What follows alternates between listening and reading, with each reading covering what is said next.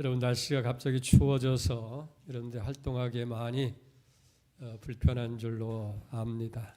그러나 또 겨울은 겨울대로 추위가 있어야 우리가 겨울다운 맛을 느끼게 됩니다. 또 겨울이 가까우면 봄 또한 멀지 않았기 때문에 우리 늘 희망 가운데 살아가게 될 줄로 그렇게 믿습니다. 존 월드버그라는 사람이 이성을 넘어선 사랑이라는 그런 책에서 영광의 하나님이 인간의 몸을 입고 이 땅에 오신 이 성육신의 사건, 이 성탄의 사건을 어느 농촌 소녀를 사랑하는 왕의 이야기로 그렇게 기록한 것을 보게 됩니다. 어떤 한 왕이 있었는데 비천한 농촌의 소녀를 사랑합니다. 그 농촌의 소녀는 왕가의 혈통도 없었고 고등교육을 받은 일도 없고 그저 늘 누더기 옷 입고 농촌에서 이렇게 비천하게 살아가는 소녀였습니다.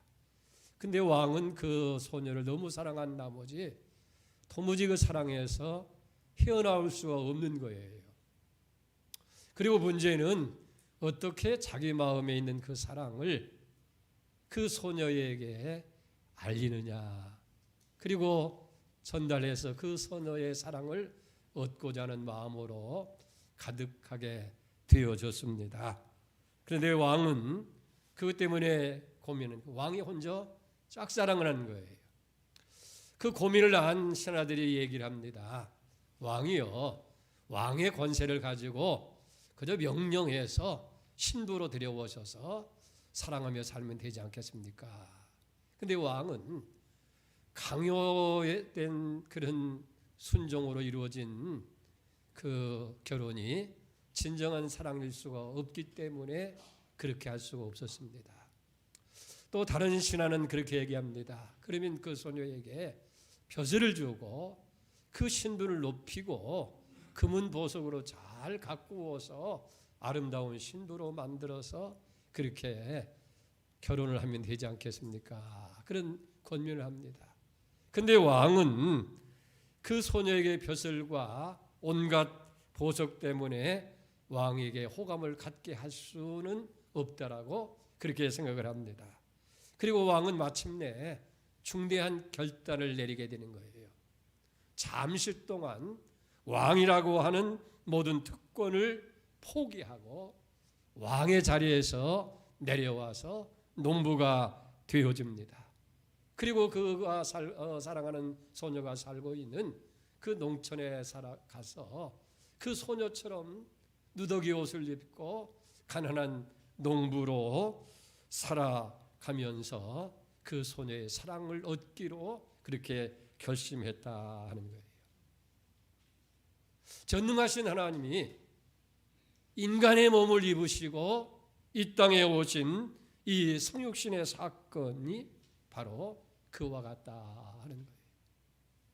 그래서 빌립보서 2장 6절을 보면 그런 근본 하나님의 본체시나 하나님과 동등됨을 취할 것으로 여기지 아니하시고 오히려 자기를 비워서 하나님에 대한 것을 다 내려놓고 종의 형체를 입고 사람이 되어져서 우리 가운데 오셨다.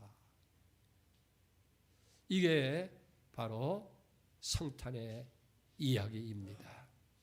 죄로 인해서 영원히 멸망을 받을 수밖에 없는 우리 인간을 하나님은 너무너무 사랑하셨기 때문에 멸망 가운데로 그대로 버려둘 수가 없어서 하나님의 그 사랑을 우리에게 전달할 텐데 방법이 없으니까 하나님이 직접 사람이 되어서 우리 가운데 오셨고 그리고 하나님의 사랑을 전해서 우리를 구원하기를 원하셨다. 이 사건이 바로 성탄의 사건이라 하는 거예요. 그런데 오늘 본문의 말씀을 보면 이 첫 번 성탄 사건의 기록인데 천사가 요셉에게 그와 약혼한 마리아의 몸을 통하여 인간으로 오실 그 아기에 대해서 말을 하면서 그에게 두 가지 이름이 불려질 것이라고 이야기를 하게 되어집니다. 그리고 그 두 가지의 이름은 예수님께서 이 땅에 오셔서 하셔야 할 그 사명을 나타내는 이름인 것을 보게 됩니다. 오늘 이 놀라운 두 가지 이름 속에 담겨진 의미가 무엇인지를 우리가 같이 생각하면서 이 시간 은혜 나누기를 원합니다. 그 첫째 이름은 예수라고 하는 이름이에요. 21절을 봅니다. 아들을 낳으리니 이름을 예수라 하라. 이는 그가 자기 백성을 그들의 죄에서 구원할 자이라 하니라. 아멘. 예수라고 하는 이름, 이것은 구원, 자기 백성을 그들의 죄에서 구원하는 구원자라 하는 얘기예요. 근데 예수라는 이름이 그냥 갑자기 생긴 것이 아니라 사실은 성경을 보면 전에도 그런 이름이 많이 있었던 것을 봅니다. 원래 예수라고 하는 이름은 헬라어이고 히브리어로는 여호수아, 또 다르게 표현하면 호세아라는 그런 이름을 갖습니다. 그러니까 예수라고 하는 그 이름의 뜻을 우리가 보면 여러분 히브리의 말로 여호수아라는 거예요. 여호수아가 어떤 인물이에요? 우리가 잘 아는 대로 이스라엘 백성들을 출애굽시킨 모세의 뒤를 이어서 그 백성을 광야에서 가나안 땅까지 들어가도록 인도한 사람이 여호수아인 것을 보게 됩니다. 다시 말해서 우리를 천국으로 인도할 분은 율법인 모세가 아니고 여호수아, 바로 예수 그리스도를 상징하는 여호수아가 우리를 천국으로 인도하실 분이다. 이 구원자라는 그런 의미가 여기 내포되어 있는 겁니다. 또 호세아라는 걸 여러분 잘 알죠? 방탕한 아내, 그렇지만은 그 방탕한 아내를 많은 값을 주고 다시 그를 데려와서 자기의 원 위치로 돌려놓는 그런 선지자 호세아의 그 아내에 대한 사랑.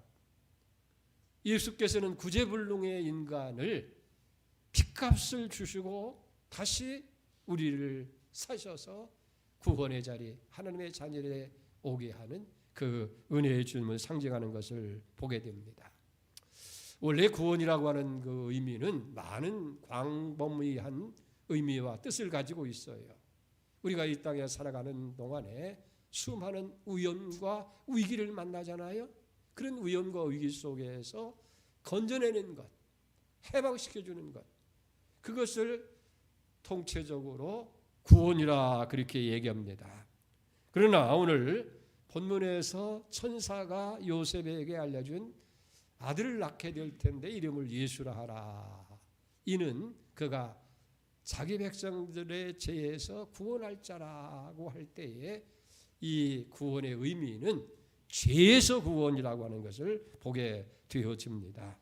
그래서 21절인 것처럼 이름을 예수라 하라. 이것은 자기 백성을 그들의 죄에서 구원할 것이라고 말한 겁니다. 예수의 이름은 구원, 죄로부터의 구원인 것을 보게 되어집니다. 우리가 잘 아는 대로 어떻게 죄에서 구원을 받아요? 우리 인간은 스스로 죄를 해결할 방법이 없기 때문에 예수님이 대신해서 죄값을 치르는 거예요. 그것이 십자가의 사건입니다. 그래서 우리가 받아야 할 형벌을 대신 받으시고 십자가에서 죽임을 당하는 거예요. 성경에도 죄의 삭은 사망이라고 했잖아요. 일찍 이사야 53장 6절 말씀을 보면은 우리는 다 양 같아서 그릇 행하여 각기 제 길로 갔거늘 여호와께서는 우리 모든 죄악을 그에게 담당하셨다.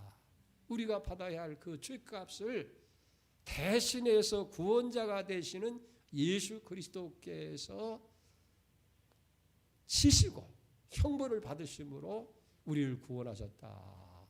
그래서 그 이름을 예수 구원자라고 그렇게 부릅니다. 사도 바울도 디모데전서 1장 15절의 말씀에 보면은 믿보다 모든 사람들이 받을 만한 이 말이요, 그리스도 예수께서 죄인 구원하시려고 세상에 임하셨다 하였도다. 죄인 중에 내가 괴순이라. 죄인 구원하시기 위해서 이 땅에 예수님께서 오셨다라는 거예요.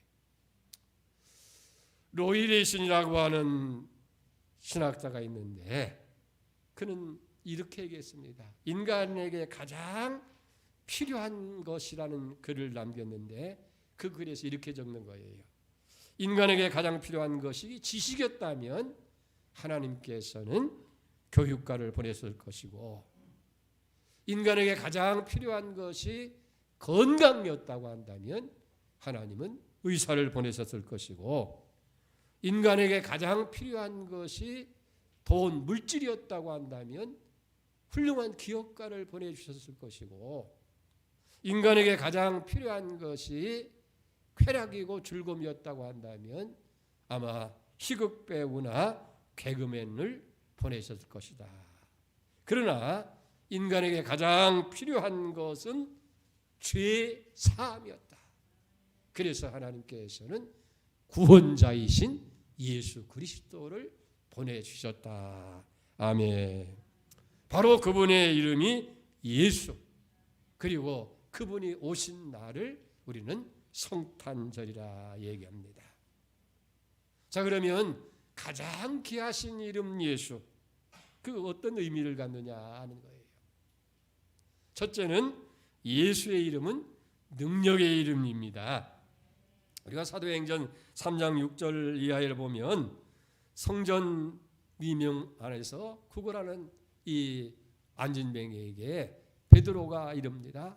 은과 금은 내게 없거니와 내게 있는 것으로 내게 주노니 나사렛 예수 그리스도의 이름으로 일어나 걸어라.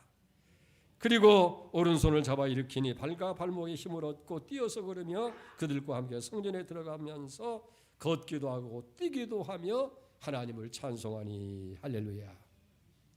내게 있는 것, 네가 구하는 은과 금은 내게 없지만은 내게 있는 것 나사렛 예수 그리스도의 이름, 그 이름으로 명하노니 일어나 걸어라. 이 놀라운 일이 일어난 거예요. 안진뱅이가 발목과 발에 힘을 얻고 일어나 걷기도 하고 뛰기도 하면서 할렐루야 하나님을 찬양하더라는 거예요. 그러니까 그 광경을 본 모든 성전 안에 있는 사람들이 놀라게 되는 거예요. 그때 사도행전 3장 12절에 베드로가 그들을 향해서 외친 말이 있습니다. 베드로가 이것을 보고 백성들에게 말하되 이스라엘 사람들아, 이 일을 왜 놀랍게 여기느냐? 우리 개인의 권능과 경건으로 이 사람을 걷게 한 것처럼 왜 우리를 주목하느냐? 그리고 3장 16절 말씀에 보면 그 이름을 믿음으로 그 이름이 너에게서 보고 아는 이 사람을 성하게 하였나니 예수로 말미암아 난 믿음이 너희 모든 사람 앞에서 이같이 완전하게 낫게 하였느니라.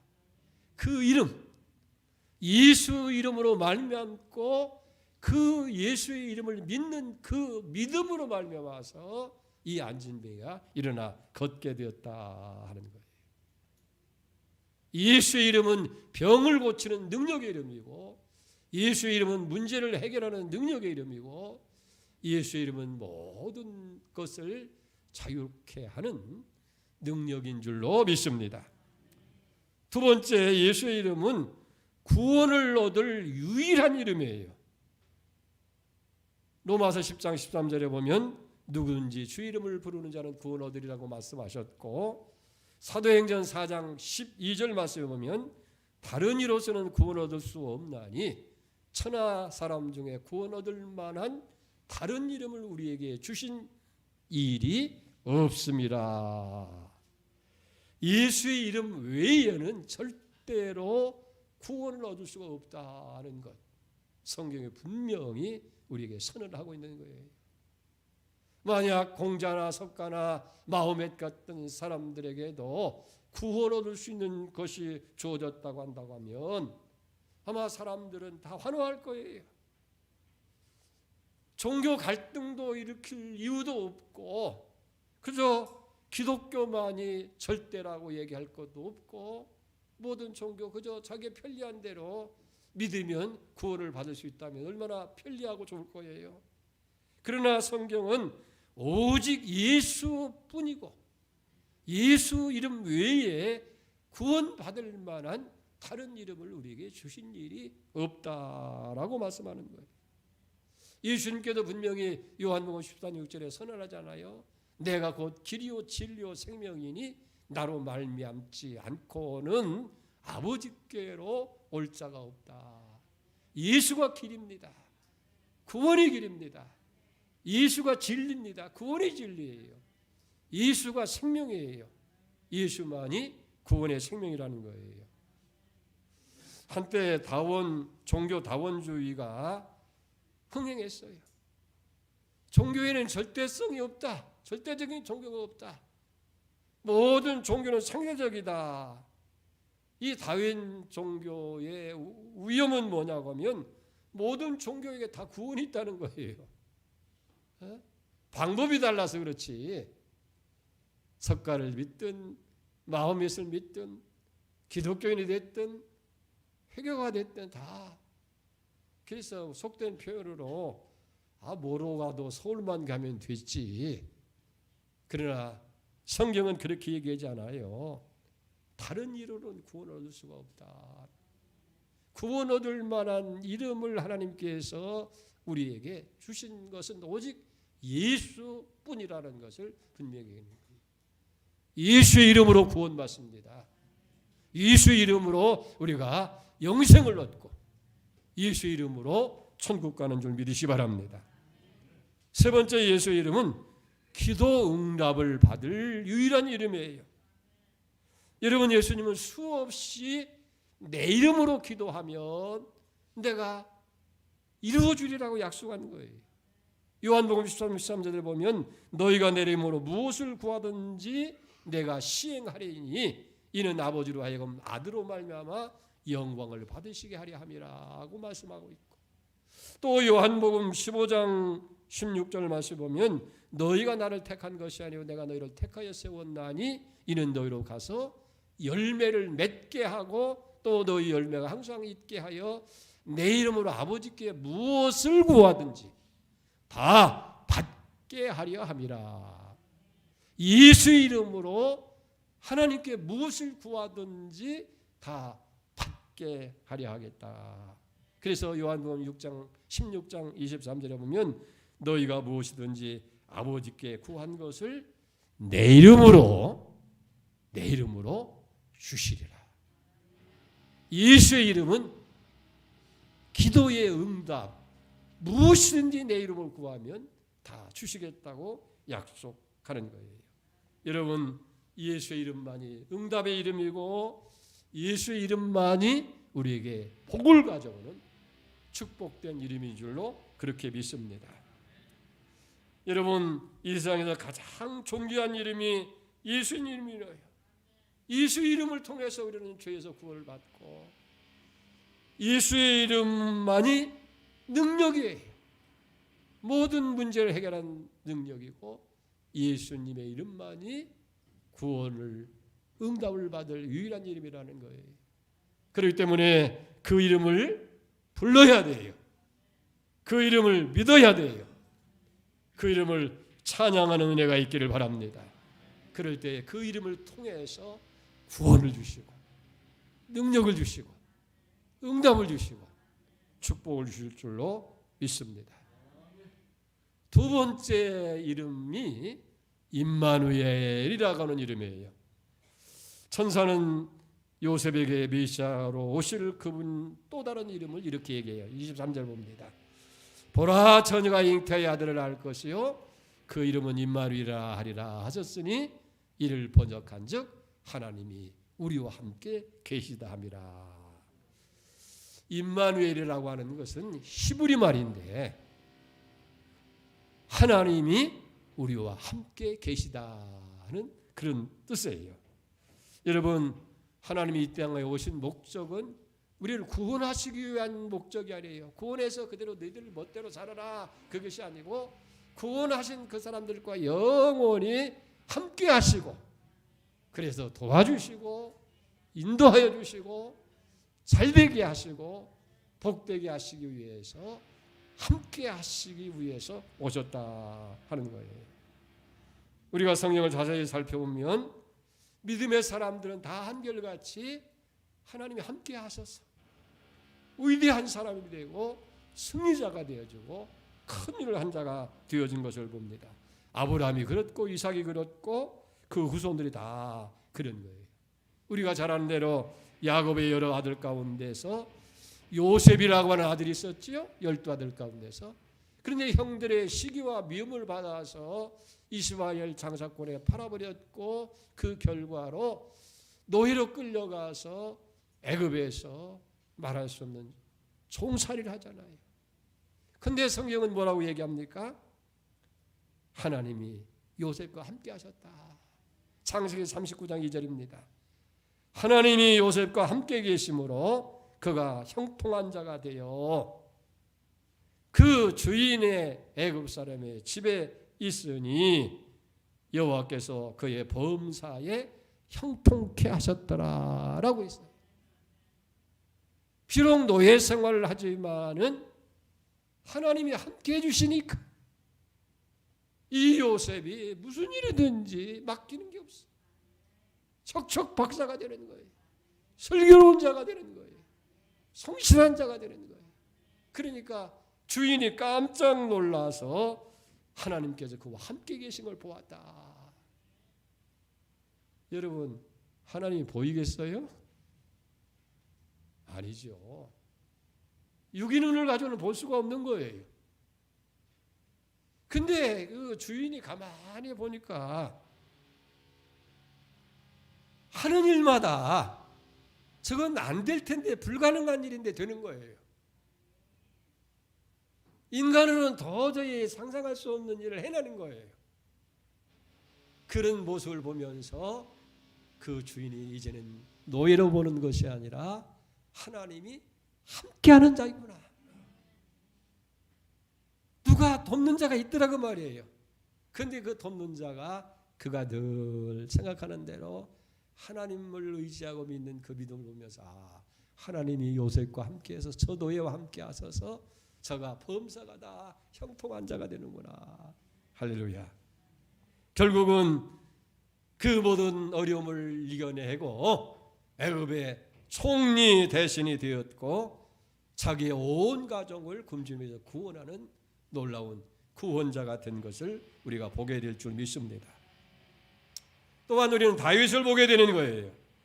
사무엘상 16장 18절에 보면 소년 중 한 사람이 대답하여 이르되 내가 베들레헴 사람 이새의 아들을 본즉 수금을 탈 줄 알고 용기와 무용과 구변이 있는 준수한 자라 여호와께서 그와 함께 계시더이다. 원래 다윗은 양을 치는 목동이었어요. 베들레헴에서 양을 칠 때에 하나님이 함께 하심으로 곰이나 사자가 와서 새끼를 훔쳐간다 할지라도 그걸 다 능히 물리칠 수가 있었더라는 거예요. 그리고 한 번은 형들이 이제 블레셋 나라와 전쟁이 일어나서 다 군대로 나가서 싸움터에 나갔는데 먹을 양식을 공급하기 위해서 가보니까 그 상대편에는 골리앗이라고 아주 장수가 나와서 소리 지르는데 그 목소리가 얼마나 큰지 그가 얼마나 크고 장대한지 그가 든 창틀이며 방패를 보니까 기가 죽어가지고 이스라엘 사람들이 다 벌벌 떨고 있는 거예요. 그러나 다윗은 가만히 보니까 아주 하나님을 알지도 못하는 이방 사람이 이스라엘 군대에 하나님의 이름을 망령되이 잃고 있는 거예요. 그 의문을 금할 수가 없는 거예요. 그래서 형들의 말로 뿌리치고 사울왕 앞에 나아가서 간청을 드립니다. 그것이 사무엘상 17장 34절 35절이에요. 다윗이 사울에게 말하되 종이 아버지 양을 칠 때에 사자나 곰이 와서 양떼의 새끼를 물어가면 내가 따라가서 그것을 치고 그 입에서 새끼를 건져내었고 그것이 일어나 나를 해코자 하면 내가 그 수염을 잡고 그것을 쳐 죽였나이다. 곰과 사자가 어린아이가 어떻게 감당하겠어요? 하나님이 함께 해주시니까 곰과 사자도 물리칠 수가 있었는데 저 골리앗이 아무리 강한다 할지라도 하나님이 나와 함께 하시면 능히 이길 수가 있습니다. 그러니까 그 얘기를 듣고 사울 왕이 그래 하나님이 너와 함께 하시기를 내가 기도하겠다. 그러면서 전투에 나르는 거예요. 여러분 어떻게 어린아이가 이런 담대한 마음을 가질 수 있었어요? 과거에 하나님이 함께 하심으로 곰과 사자도 물리칠 수 있었는데 지금도 하나님이 함께 하셔서 저 골리앗도 물리칠 수 있을 것이다. 하나님을 믿고 하나님이 도와줄 것 믿고 하나님이 함께 하시는 믿고 나가게 되는 거예요. 그래서 사무엘상 17장 40에 보면은 너는 칼과 단창을 가지고 내게 오지만은 나는 만군의 여호와 네가 모욕하는 이스라엘 군대의 하나님의 이름을 가지고 내게 나간다. 그리고 물맷동을 던졌더니 이 골리앗이 거꾸로 지게 되어지고 다윗이 승리하는 위대한 역사가 일어나게 된 줄 믿습니다. 여러분 물맷돌에 무슨 신기한 능력이 있고 신기가 있어서 이겼습니까? 하나님이 다윗과 함께 하시니까 골리앗도 물리칠 수 있는 능력이 있는 줄 믿습니다. 우리는 살아가면서 많은 어려움을 당할 때가 많이 있어요. 그때 내가 약한 것 때문에 낙심하고 내가 가지고 있지 못한 것들 때문에 내가 도울 자가 없는 것 때문에 우리가 절망하는 거예요. 이런 때에 좋은 부모를 만났든지 좋은 친척이 있다든지 나를 돕는 권력이나 빽이 있다든지 물질 있는 사람이 있으면 얼마나 좋을까. 그러나 여러분 사람은 도와주지 못하지만 하나님이 함께 하시면 하나님께는 능치 못할 일이 없는 줄 믿습니다. 이게 임마누엘의 신앙인 거예요. 하나님이 함께 하시면 모든 걸 다 할 수 있다. 우리와 함께 하시기 위해서 하는 전능하신 하나님이 우리와 함께 하시는데 질병과 가난과 세상의 모든 문제가 되겠느냐 하는 거예요. 우리는 다니엘은 사자굴에 던지는을 당하잖아요. 하나님께 기도한 것 때문에 시기와 미움을 받아서. 그러나 하나님이 다니엘과 함께해서 사자의 입을 막으시는 거예요. 그러나 굶주린 사자굴 속에서 다니엘이 살아나게 되고 그것 때문에 왕의 심을 받게 되고 더 높은 자리에 올라가잖아요. 또 그의 세 친구 사드락과 메삭과 아벳느고 왕이 섬기는 신상에 절하지 아니하고 오직 하나님을 섬기는 것 때문에 7배를 더한 불 속에 던져놓음을 당한 거예요. 불이 얼마나 뜨거웠던지 옆에도 던져놓는 사람이 타 죽은 거예요. 그런데 불 속에 들어간 세 사람은 머리털 하나 상하지 아니하고 가만히 밖에서 왕과 사람들이 보니까 거기 결박되지 않은 또 한 사람이 있어요. 성경은 신과 같더라, 신의 아들과 같더라 하고 표현했어요. 그 풀불 속에서 하나님이 사드락과 메삭과 아벳느고와 함께 계셔서 머리털 하나 상하지 아니하고 저들이 구원받는 놀라운 역사가 일어나게 되어진 줄로 믿습니다. 바로 임마누엘이에요. 하나님이 함께 하셔서 불꽃이 사르지 못하게 하고 사자가 해하지 못하게 하고 어떤 어려움도 이기게 하는 능력이 있게 된 줄로 믿습니다. 천사가 요셉에게 전하여 준 예수의 이름 임마누엘, 하나님이 우리와 함께 계시다. 할렐루야. 아브람과 야곱과 그리고 요셉에게 함께 하셨고 그 하나님은 다윗과 함께 하셨고 다니엘과 그의 세 친구와 함께 하셨고 지금도 우리와 함께 하신 줄 믿습니다. 우리와 함께 하기 위해서 인간의 몸을 입고 오셨다는 거예요. 그래서 요한복음을 쓰면서 요한 기자는 요한복음 1장 14절에 말씀이 육신이 되어 우리 가운데 거하심에 우리가 그의 영광을 보니 아버지의 독생자의 영광이요 은혜와 진리가 충만하더라. 여러분, 하나님은 그냥 저 높은 곳에 계신 것이 아니에요. 멀리 계신 분이 아니라 우리와 함께 계시는 임마누엘 하나님 줄 믿습니다. 주님 분명히 약속하셨잖아요. 세상을 떠나면서 마지막 제자에게 부탁하신 것이 마태복음 28장 20절이에요. 볼지어다 내가 세상 끝날까지 너희와 항상, 어쩌다가 너희들이 열심히 기도하면 그때 내가 가서 상황을 살펴서 함께 하겠다는 것이 아니라 항상 언제나 범사에 매 순간 순간마다 함께 계시겠다 약속한 거예요.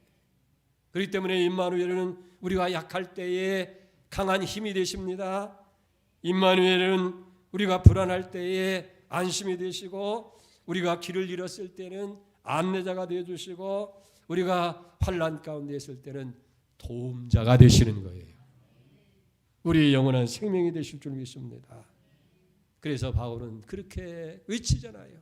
고린도서 4장 8절 말씀입니다. 사방으로 겨싸인 일 당하여도 쌓이지 아니하고 답답한 일을 당하여도 낙심하지 아니하고 핍박을 받아도 버림받지 아니하며 거꾸로 트림을 당하여도 망하지 아니하리라. 존 칼빈은 유명한 얘기를 합니다.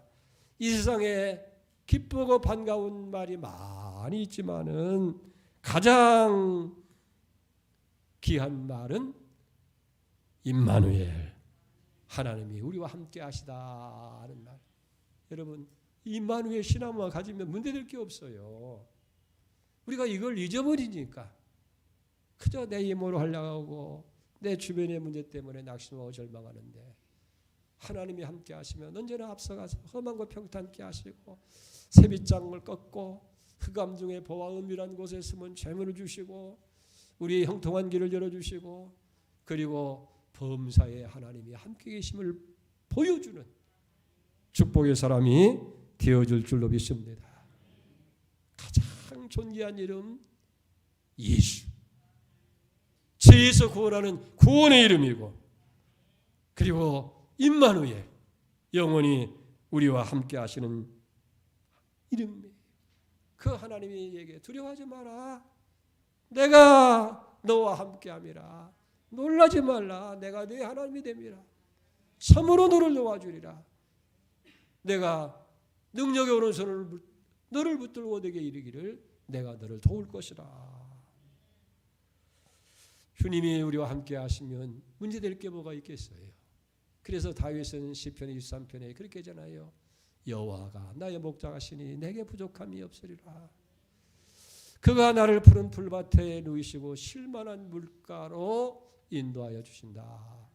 4절에 보면 내가 사망의 음침한 골짜기를 다닐지라도 해받음을 두려워하지 않을 것은 주께서 나와 함께 하심이라. 주의 지팡이와 막대기가 나를 안위하십니다. 라고 얘기하는 거예요. 예수님은 우리를 죄와 두려움과 모든 문제에서 구원하시기 위해서 이 땅에 오셨고 그리고 영원히 우리와 함께 하시기 위해서 우리의 삶 속에서 우리를 도우시고 우리를 복되게 하시기 위해서 이 땅에 오신 줄 믿습니다. 그렇기 때문에 천사가 요셉에게 주신 그 아들을 낳을 텐데 두 가지 이름이다. 하나는 예수, 그가 구원자이다. 임마누엘, 하나님이 우리와 함께 계신다. 오늘 이 확신을 가지고 이 이름으로 구원받고 이 이름으로 축복받고, 이 이름으로 문제 해결을 받고, 이 이름으로 날마다 승리하는 그런 축복이 있기를 주의 이름으로 축원을 드립니다. 우리 인간을 너무너무 사랑하신 아버지 하나님, 그 사랑을 전달할 길이 없어서 스스로 하나님 되심을 다 내려놓으시고 종의 형체를 가져 인간이 되셔서 이 땅에 오셨습니다. 하나님의 사랑입니다. 너무너무 고마우신 사랑입니다. 그럴 뿐만 아니라 오신 그분의 이름 예수, 자기 백성을 저희 죄에서 구원할 구원의 이름, 그리고 임마누엘, 영원히 우리와 함께 하시는 그림인 줄 믿습니다. 다윗의 고백처럼 하나님 우리와 함께 하시면 무엇이 문제입니까? 우리는 부족함이 없습니다. 그리고 비록 사망의 엄찬 골짜기를 다닐지라도 해를 두려워하지 않습니다. 하나님이 함께 하시기 때문인 줄 믿습니다. 이 임마누엘 신앙을 가지고 날마다 예수 이름으로 승리하는 저를 되게 하여 주시옵소서. 예수님의 이름으로 기도 올렸습니다. 아멘.